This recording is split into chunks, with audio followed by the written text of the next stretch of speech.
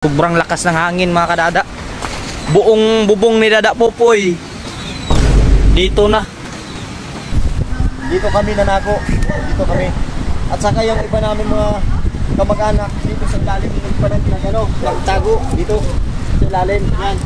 Para lang maiwas sa mga kung anong liparan ng mga kahoy, nyug, saka yero. Para masipti lang. Kaya dyan lang kami nakatago. Grabe talaga. Grabe yung nangyari dito. Grabe yung pagsubok to. Yun mga idol. Tingnan nyo. Yung kahoy na yan na sanga. Galing yan dito sa taas. Ayan. Ayan o. Ayan, dyan galing yan sa taas. Nilipad dito. Tapos nilipad, dilagay dyan. Nilipad papunta dun sa bahay ko. So, kinuha yung kabila na bubong kinuha. Tinapon dun sa malayo. Ayan o, tingnan nyo. Yan. Ewan ko kung ano pa to namin. Dahil hindi na kami kung anong gagawin namin dito sa aming bahay. Basta, bahala ng Lord kung ano. Yeah, dadawin oh. Grabe. Nakakasunog ng hangin. Diyan kami din na mag-asawa rin. Kahawisan ko nga. Lumaswang ka na ka, tumayagan kami, sinipa ko rin. Para makaagi lang ako. Kaya ako nga. Pagtapos, pagdagan ko na, hindi ka na kahit. Umubansot ako na ipit. Pagdagan ko agad ra. Agad ka tangis akong magdagan. Mga dayang ihi. Mga mabuhi lang kami. Yung problema ba yung masira, basta tawo, safety. Yun. Na hindi kita mauno. Ayun mga kadada, grabe update tayo sa ating mga kasamahan, mga kadada natin dito. Kumustahin natin. Kaya grabe mga kadada oh. Grabe. Oh. Tingnan natin si Dada Mar. Dada Mar! Iya. Grabe, kawawa talaga yung nangyari dito mga kadada. Dada Mar, kumusta ka dito? Ay, Damar. Wala na kami matirahan yan. Iya, grabe mga kadada. Oh, tingnan mo yung nangyari sa bubong niya. Panglubang lahat ng yero. Oh, nabagsakan ng talisay. Oh, yan mga guys, ipakita natin sa mga viewers natin at saka mga followers. Tara, dito ipakita ko yung bahay ko. Ang gawa ni Damar ipakayubok. Ang gawa ni ni Pupong. Tingnan nyo. Grabe mga kadada, tingnan nyo. Bahay ko, tingnan nyo. Naka dito sa loob, tingnan nyo yung binagsakan ng kahoy. Wala pang Wala pang budget. pang budget. Ito, dinagano ng kahoy. Grabe Ayun. mga kadada, tingnan nyo nangyari. Oh, Oh, laking puno. iya. Ayan. Oh, paano na to? Paano makuha to? So, mga lods, pasalamat rin ako sa mahal na Panginoon dahil safety yung mga anak ko, tsaka yung mga pamilya ko, safety. Tsaka kahit masirang bahay lang naman yan, ang importante yung mga anak ko, tsaka yung mga pamilya ko, safety sila. Oh, kasi makita din yan eh. Makikita Malay mo pa yan, may plano maayos. ang Diyos na higit pa dito. Dada Mar, huwag ka lang mawala ng pag-asa. Maayos pa to. Oo. Tsaka yung yung isa kabila natin na kasama natin sa sina Dada Wiwin, Dada Popoy. Puntahan natin doon. Tingnan natin yung kanilang bahay. Mas malala pa dito sa bahay ko. Tara, puntahan natin. Grabe. Oh, tingnan nyo mga kadada oh. Grabe talaga. Grabe yung nangyari dito. Grabe yung pagsubok to. Yun mga idol. Tingnan nyo. Yung kahoy na yan na sanga. Galing yan dito sa taas. Ayan. Ayan oh. Ayan, dyan galing yan sa taas.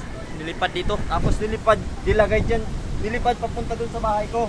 At saka mga guys, mga lods, tingnan nyo rin yung bahay ni Mama. Oh, tingnan nyo dali. Ipakita lang namin to sa inyo. So, kinuha yung kabila na bubong kinuha. Tinapon dun sa malayo. Ayan o, tingnan nyo. Yan. Ewan ko kung ano pa to namin. Dahil hindi na kami kung anong gagawin namin dito sa aming bahay.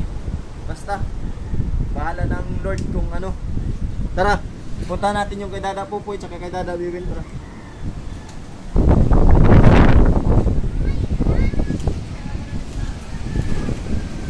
Grabe mga kadada.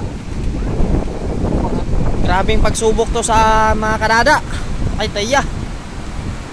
Tingnan nyo mga kadada oh. Grabe. Iya, dadawin oh. Dawin. Grabe. Mga kadada, o mga idol, tingnan nyo, pangayaw dada, Popoy. Wala na talaga. Wala na tira. Yan ang kay dada, Popoy oh. Paano yan? Yan. Saka yung ano kay dada, Wiwin oh. Grabe. Idol, mga idol. Hindi namin malaman to kung anong gagawin namin. Para hindi na kami makapokus sa gagawin namin dahil sa nakita namin dun sa bahay namin. Ano pa kung maayos pa to o kung saan kami kukuha ng pera na pangayos sa bahay. Kasi hindi pa kami makapaglaot kasi sa laot ay mabaskog. Yan.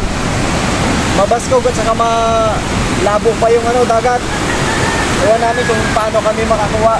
Tatanungin natin si Dada Popoy, si Dada Wiwin. Grabe. Wiwin, ayun na ang ino, Bray. Ya nagit. Bakit? Tago na kayo problema eh. Oh, paano? Hindi ko alam kung anong gagawin ko dito sa bahay. Wala, sirang-sira na. Sana mayroong puso dyan na makabigay ng tulong para mapaayos na kami ng bahay. Oh, sira. Plano siguro ang Panginoon na ganitong ginawa sa amin. Baka sa sunod maganda, hindi masama na yung balita. Kaya importante sa lahat, simple kami. Ang Walang nangyari sa aming mga tao, sa aming mga pamilya, walang nangyari. Oh, dahil makikita din yan dadawin, huwag ka mag-alala. Oo. Tiwala lang. At pray lang tayo lagi. Pagsubok lang siguro to, Yun. mga Panginoon. Yung pagsubok lang yan. Si Oy, Dada Popoy, tanungin natin. Si Dada Popoy, tanungin natin kung ano. ay, pre. Di na nila suway mo bayay. Ba't ayaw nila suwala akong bayay? Wait, ayaw ang bubong. Kaabutan ang mga haligi. Grabe no, kusog ang hangin no. Lakas ang grabing bagyo. Grabing lakas. Ayun, Oh. sinira ang bahay ko lahat, oh. Wala namin natira kahit tunti. Grabe mga kadada, tingnan nyo ang bahay ni Dada Popoy oh. Ay, kusina niya, wala na. Paano ba ito mga kadada? Pati higaan niya. Yan na. Basang-basa.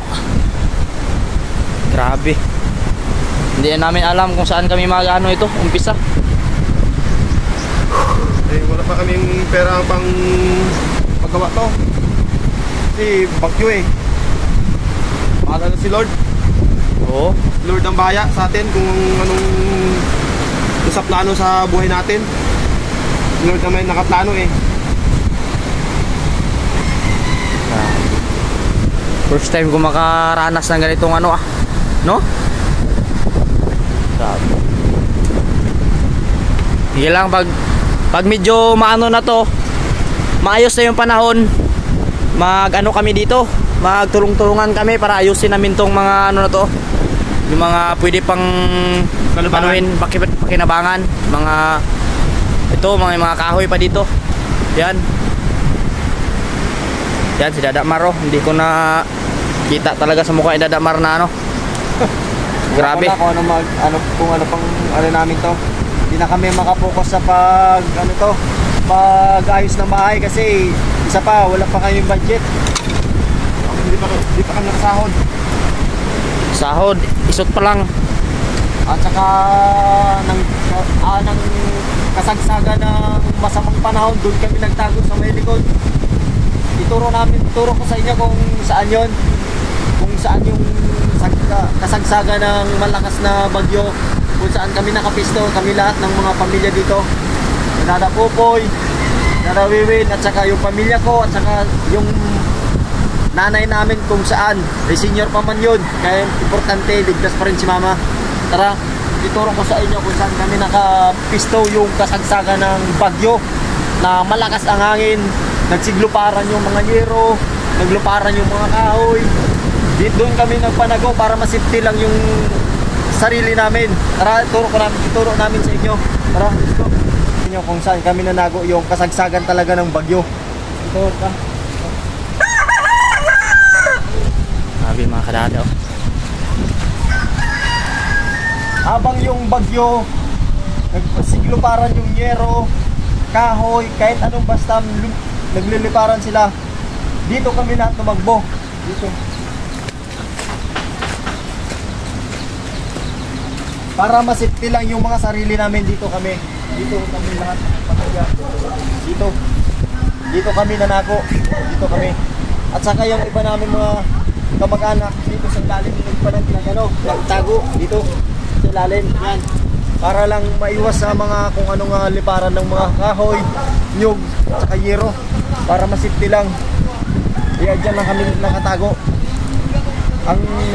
Ang hirap talaga pag may ganitong kalamidad na darating. Kaya yun.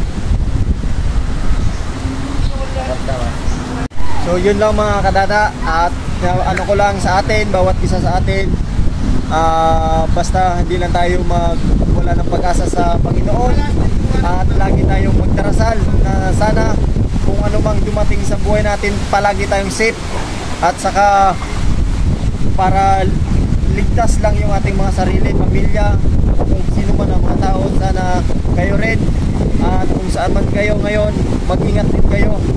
Kasi hindi natin alam ang panahon. Dahil ang panahon nagbago-bago, kaya ingat rin tayo. At kung saan man kayo,